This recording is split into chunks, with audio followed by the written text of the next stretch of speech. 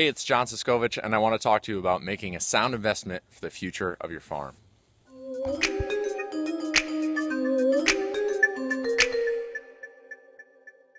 So it's November, I have a little time to make some more videos, and I'm standing right outside my hop yard, and moving around in the background is the sheep. And the hop yard, a lot of farming ventures, is something that you make a large investment up front, and you might not see a return for a couple years. It's like planting a fruit orchard or tilling up new ground. You don't always see that investment right away. So with the hop yard, went in the ground, and then it's about 3 to 4 years, depending on your management, before you see a real full harvest out of that yard. And every year we're replanting, taking care of it, and we have yet to see the full capacity of it just because it's an investment. But because we have an on-farm brewery, having the hop yard is amazing for our business.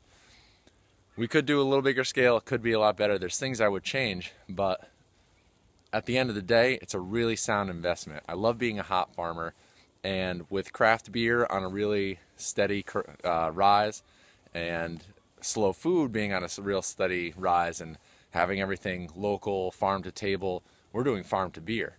And that's a big part of our story and has set us apart in our marketing. Now, for those years that you don't see full production, I had to ramp up other areas of the farm that as we get more hops, I'll ramp those areas down. So how do you cover those first couple years when you're making that investment? Well, for me, it was chickens for meat. I had a good market for chickens for meat. I'm kind of the only show in town right now. So I ramped up production where it was a little tougher this year because we had so many, but I'll be able to decrease next year as the hops come up to keep my numbers relatively level.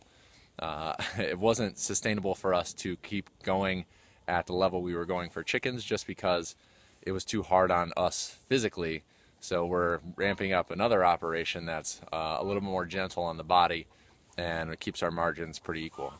But making those investments on the farm and having that foresight to see, it might not be, spend a bunch of money this year if I can, and down the line I'll be racking it in, is really important. Having that big picture and not focusing on the day-to-day, like got to feed the chickens, got to water the greenhouse, got to do this, that, and the other thing.